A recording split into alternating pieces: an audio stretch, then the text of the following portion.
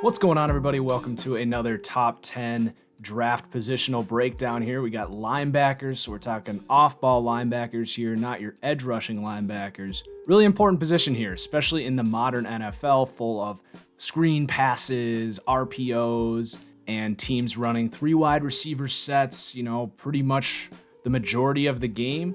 These linebackers are being asked to do more and more, including cover, slot receivers, tight ends, defend the run. And for that reason, as the game is evolving here, I think the draft is entering kind of a weird transition for how teams value these players. Middle linebacker traditionally has not been a very highly valued position. I think more and more, though, we're seeing the teams with those speedy cover linebackers are the teams with the great defenses. I think of Jacksonville, Seattle, Minnesota. They all have very fast linebackers. And look at what a Deion Jones has done for Atlanta. You can throw the Panthers into that group with Shaq Thompson and Luke Kuechly. They've invested multiple first-round picks into that defense, and it's really worked out. So the more and more I look at this class, I see a lot of guys here that have a lot of value and could actually go a lot higher than a lot of people think. So I know I said top 10. I'm actually going to cover 15 linebackers here. We'll focus on kind of 8 big ones, and then we'll run through the last 9 through 15 there. If you want to see what I think of every player in this class, over 400 prospects, check the description below for some links on where you can get access to my full draft board. So let's get into it here with number 1, Roquan Smith. He is that prototype that we were talking about here. Can defend the run, really good in coverage. I mean, he moves like a super running back, maybe even a receiver. He is that fast and quick. The questions were undersized. He was playing at like 6'1", 220 at Georgia, but he weighs in both at the combine and at his pro day at 236. Same size there as Ryan Shazier, 6'1", 236. So I think he's going to be able to thump a little more than people give him credit. He has incredible football IQ, reads the play, and goes. I have him as one of 3 or 4 can't-miss prospects in this class. I would be very surprised if Roquan Smith fell out of the top 10. I think he's a value in the top 10. I would personally consider him at like 5, maybe even sooner. I really do think linebacker is at that weird point where it's undervalued right now, and it's in a transition period where these guys are going to start creeping up to being those top valued positions. But I think of teams like 49ers and Oakland, I don't see them letting Roquan get past them. But if he does, whoever gets him is getting an incredible value. So let's talk about number 2 here, Jermaine Edmonds. Now, Edmonds is hyper intriguing. Everyone likes to focus on the fact that he is 19 years old, and that is a biggie, because when you talk about a guy who's that young and this big of a freak athlete, 6'5", 253, the biggest player in this class, and he's fast, runs a 4.54. Usually when you're looking at an athlete like this who's this young, you would see the word raw in his player profile multiple times. He's not raw. He's got a lot of good game to him. He definitely sees the play, diagnoses, and goes. Now, he doesn't have the same consistency doing that as like Roquan Smith, but he's definitely going to be a good player right away and has even more potential than Roquan to grow into seriously the best linebacker in this game. He's that big of a freak. Got him going early first, so top 14, 16 picks, I think. And then number 3, this is where we start tier 3 here, and we start to get out of surefire first round prospects. So I've got Rashad Evans here. I do have him first to second round. I don't think it's a reach to take him in the back end of the first round by any means. His game reminds me a lot of like Dont'a Hightower in that he does a lot of different things. He can pass rush. He's pretty good in coverage. He's really instinctive in run defense. Gets off blocks well, really does everything you want out of a linebacker. He's a good, not great athlete. The only thing, he's not the same size as Hightower. Hightower's what, like 6'4", 245, something like that. Rashad Evans is maybe 6'3", 230. Has room to gain a little weight there, but I like Evans for a team that needs that starting middle linebacker. I actually think of like a Pittsburgh who lost a Ryan Shazier, and is now really struggling on that defense without a leader. And I think Rashad Evans could definitely come in, fill that gap, and be your team's best linebacker right away. And that is the reason I have Evans over my number 4 here, Leighton Vander Ash. I am much more convinced that Rashad Evans is ready to be an impactful defender right away than Vander Ash, who a lot of people really love in this draft. I've seen Vander Ash getting mocked in the top 20 somewhat consistently here. Now, I'm not going to go that far because he was like a 3rd or a 4th round prospect, comes out and has a very good workout, but not like a crazy elite blow the roof off the stadium type of workout. It was very good, but 4.65 40 time, that's slightly above average for a linebacker, maybe about average for the modern linebacker. Good agility work, he's definitely a good athlete and he's very big, kind of similar to like Jermaine Edmonds, that rangy middle linebacker, sort of like a Brian Urlacher who can play the run and cover. The thing is, Vander Ash had a lot of different roles at Boise State. I didn't think he showed the same play recognition and just that quick twitch ability to see where the ball's going and get there, which is really important for linebackers. His tape's not terrible, but I had him at like a 3rd or 4th round grade. That workout alone isn't enough to push him into the middle of the 1st round for me. I think he goes early 2nd, and I think that's about right. Definitely has the upside, but I don't even think he's going to be your best linebacker right away.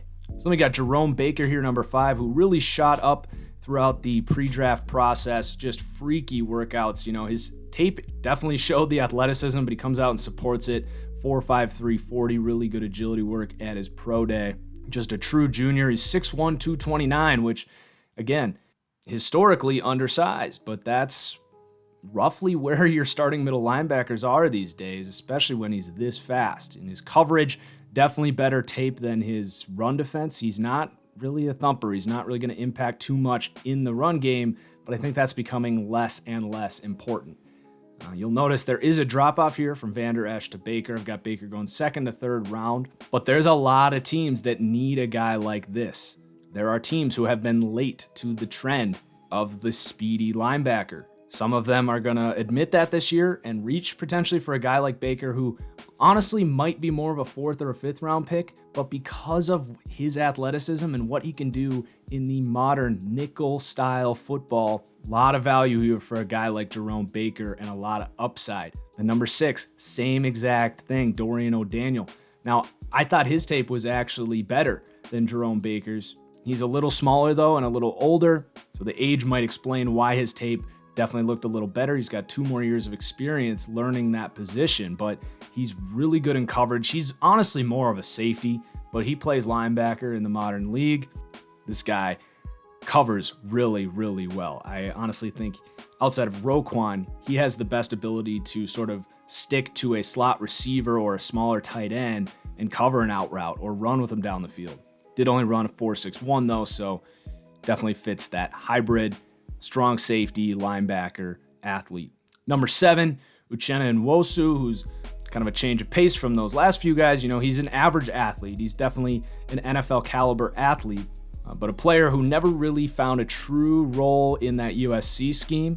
He was used a lot as an edge rusher and then kind of converted to that maybe Anthony Barr role, and I think he could definitely play that, but I also think he could step inside and be a good middle linebacker. He's just an example of a guy who showed flashes at times at different positions. I like his upside. He's going to need a coach who sees exactly what this guy's going to be. Is he a middle linebacker? Is he a 4-3 outside who's going to blitz, which he's probably the best pass rusher in this group. You could even make an argument that he is an edge rusher. I don't think he has the polish as a pass rusher to be a edge rusher at the next level, and he's only 6'2". But I think he's going to land with a team that sees a good fit for him, and he's going to be a good player at the next level, maybe even a day 1 starter. Then we got Josey Jewell at 8. And a lot of people are going to watch Josey Jewell's film and tell me that 8 is way too low.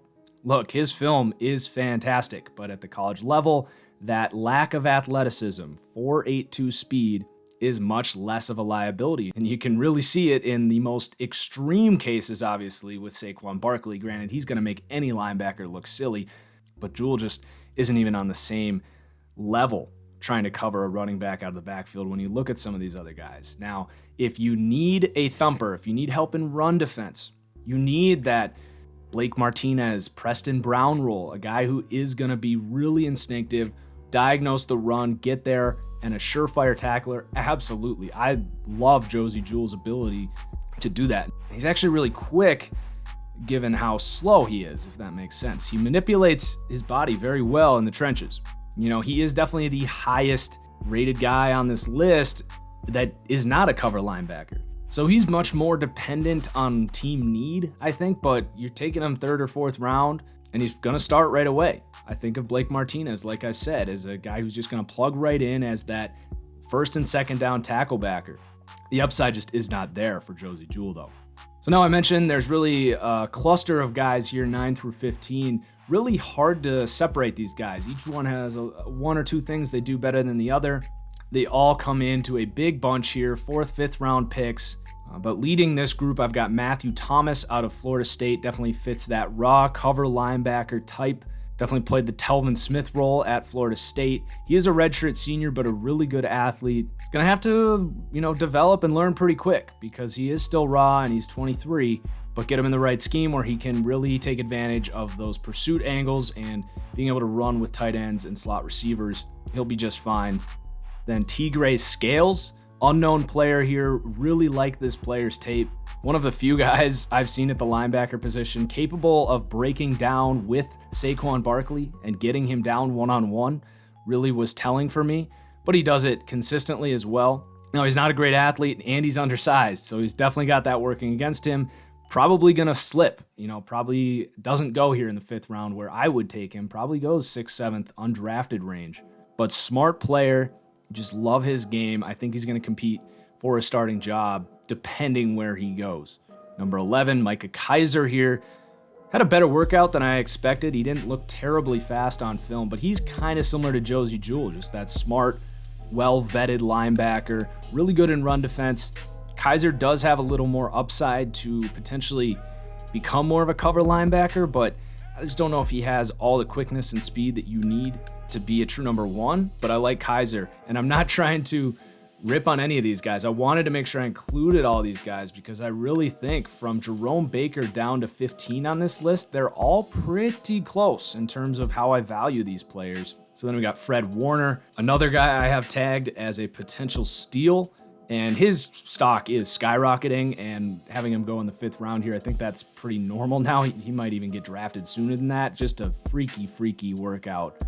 Tape's not terrible, but definitely has a long way to go in terms of recognizing what's going on around him. But definitely going to be an exciting guy to get in your building and try and coach up. And then 13, Dorian Hamilton. Definitely helped by the fact that he is an Alabama linebacker. Played sort of that weak side linebacker position for Bama. 6 feet, 228. So definitely small, not going to be a middle linebacker. Probably going to have to be a 4-3 outside here. Now, the reason he's not up there with like Dorian ODaniel or Jerome Baker is he doesn't quite have that athleticism to run with, especially slot receivers, but his tape's pretty good. He'll definitely be a big impact on special teams right away, and then I think he'll compete for a 4-3 outside linebacker job. He would definitely start for a lot of teams, but might be best fitted to come in as like a depth play for someone like Minnesota or Jacksonville who fits that scheme, and a guy that might not have the upside to be a Telvin Smith, but if your Telvin Smith goes down, you've got a guy on your roster who can come in and at least be a good replacement level player.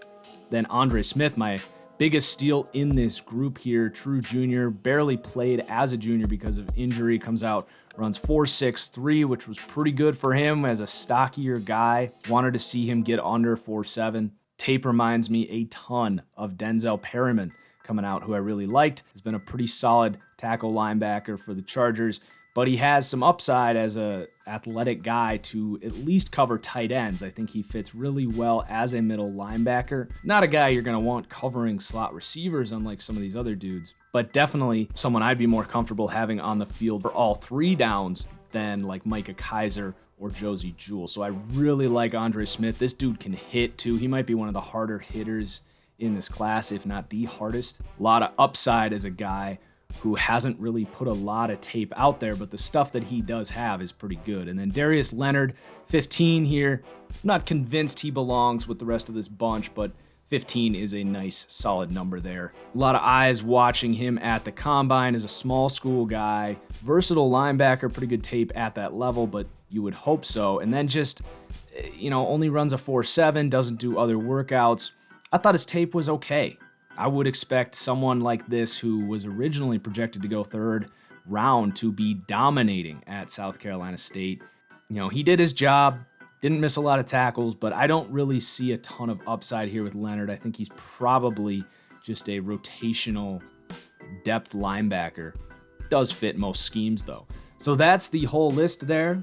We got cornerbacks and safeties, and then we'll be all done. Draft is a week away. I can't wait. Like the video if you enjoyed, guys. Cheers. We'll see you next time.